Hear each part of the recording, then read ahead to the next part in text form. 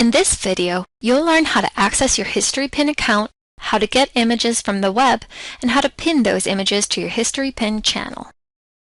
You can log in at Historypin at historypin.com, and then click on the Login button in the upper right-hand corner. Select the Google+ icon, and from here you can log in with your class email and password. You can find this information in your syllabus.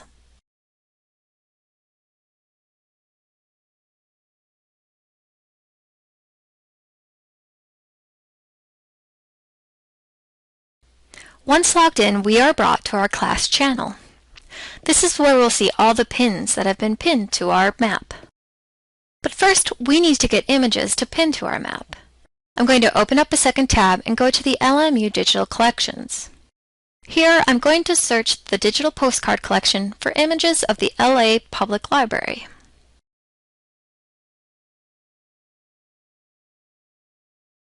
Once we've selected an image, we can move the bottom frame and zoom in and out with the top yellow bar in order to see the entire image. Normally, when you want to save or download an image from the internet, you right-click and choose Save Image As. However, that doesn't work with these images from the digital collections. Instead, we have to use an outside tool to take a picture of this image. This is for Windows users. Mac users, I'll show you how to do this step after this. For Windows users, click on the Start button in the bottom left-hand corner and select All Programs. Then choose the Accessories folder, and finally, click on the Snipping Tool. The Snipping Tool will take an image of whatever we select, so we want to put our cursor in the upper left-hand corner of our image, click on it, and then drag it across the image. Once we release the mouse, it automatically takes an image and opens it up in a new window for us. We can then click on the purple floppy disk and save it to the desktop. You'll want to make sure you save it someplace you can remember, because we're going to need it to pin it to our Historypin account. Now next, we need to get a present-day image of this building. Ideally, you would take that image yourself in person. However, if you are unable to go to the location yourself, you can use Google Maps and take an image of the street view and pin that to the Historypin channel. So I'm going to open up a second tab and go to maps.google.com and search for the Los Angeles Public Library. Depending on whether or not you have an exact address, you may need to zoom in and out of Google Street Maps to ensure that you're at the right location. We also want to make sure that we're getting the same angle, if possible, of the image in the postcard. And so when I go back and forth, I could see that in the postcard, the picture is from the front of the library. Now, in order to get the street view, you click on the little orange person and drag him over to one of the blue highlighted lines. The blue lines mean street view is available there. So I'm going to drop him next to my point of address and start to scan to see if I'm at the right building. Now I know this is the Los Angeles Public Library, but I can tell from the image that it's not the right side of the library. So I'm going to walk to the front of the library within Google Maps.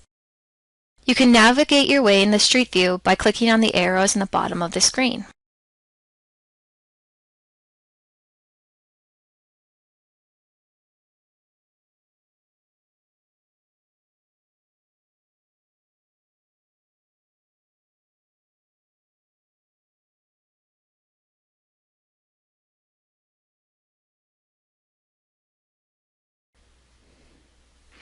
And then I'm going to turn to the left because I want to go to the front of the building and use my arrows to go down this street. And then when I think I'm in front of the building, I'm going to turn to the left and see if I can find it. And there's the sign for the public library. So I'm going to go ahead and scoot over and see if we can't get as close of an image exactly to match the one in the postcard. And so there's the front. And you'll want to double check with your postcard to make sure that's the same. We can see the entry. And there's the entry in our picture. Notice these large trees? They're those little trees in the picture. Okay, so this is the image that we want to take, and we're going to use that snipping tool again. So again, for Windows users, click on the Start button, All Programs, then choose the Accessories folder and the Snipping tool. Now you could just drag and drop over the portion of the image that you want to capture. We probably don't want the entire image, so I'm going to go ahead and drag and drop over the entry. And when I let go, it creates my image, and I'm going to save it to that same folder that I created on my desktop.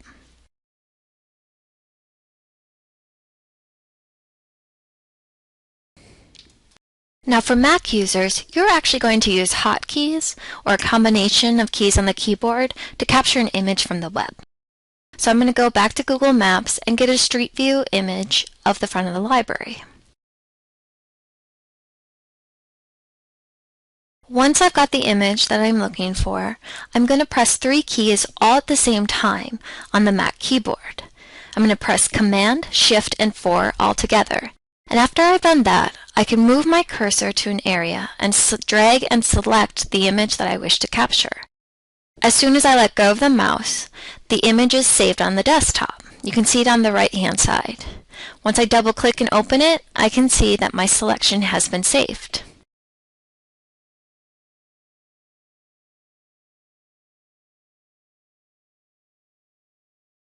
So I've come back to the Historypin channel, and now I'm going to click on the Pin Something tab or the Pin button in the upper right-hand corner. Again, just click the pink Pin Something button and choose Photos. Add Files, and then it'll bring us to the desktop. We'll look for our folder with our images, and by holding down the Control key, you can select multiple images and upload them at the same time.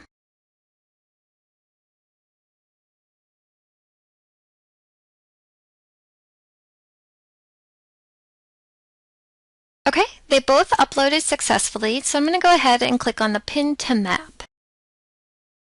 You can see the first image we're going to work on is the postcard.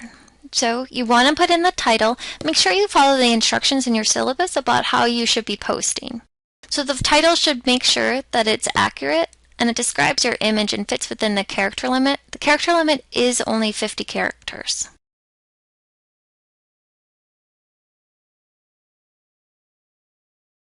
The description area is where you're going to put the equivalent of a minimum of 1 typed page double space. And in the tag section, you should tag it First Year Seminar Fall 2013. For the copyright information, you can leave it on the default. Copyrights all rights reserved.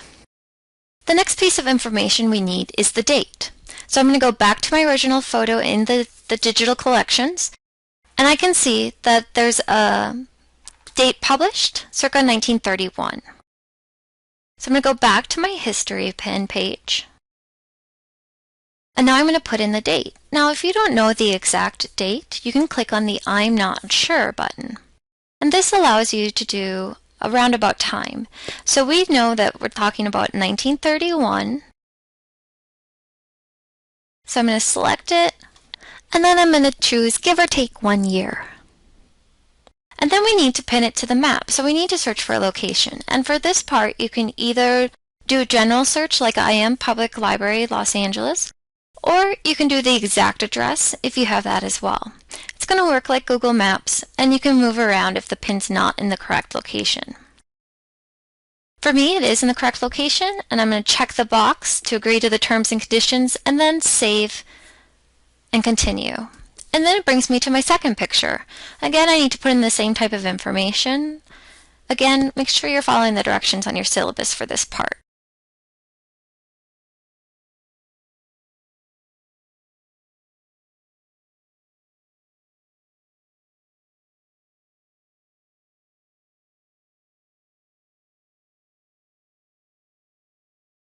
Now the date, if you had taken the picture yourself, you could put in the exact date that you took it. This is Google Street View, and we don't know the exact date that Google took it, so we can then again press the I'm not sure. And I'm going to do 2013, give or take 3 years. Again, I'm going to look for my location.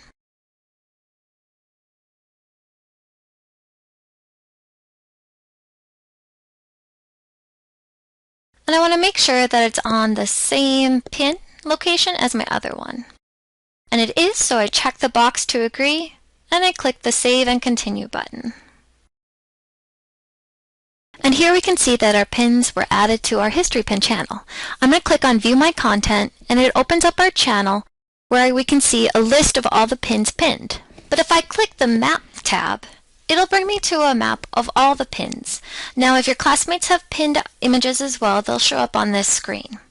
So I can go ahead and click on My Pins, and it'll bring up both images which are pinned in the same location. And to get further information about those images, I'll click on them, and then all of the information that I entered will be visible here. So that's how you pin things to Historypin. If you guys have any questions, please feel free to email me. My name is Tara Radnicki, and you can find my contact information on your class lib guide.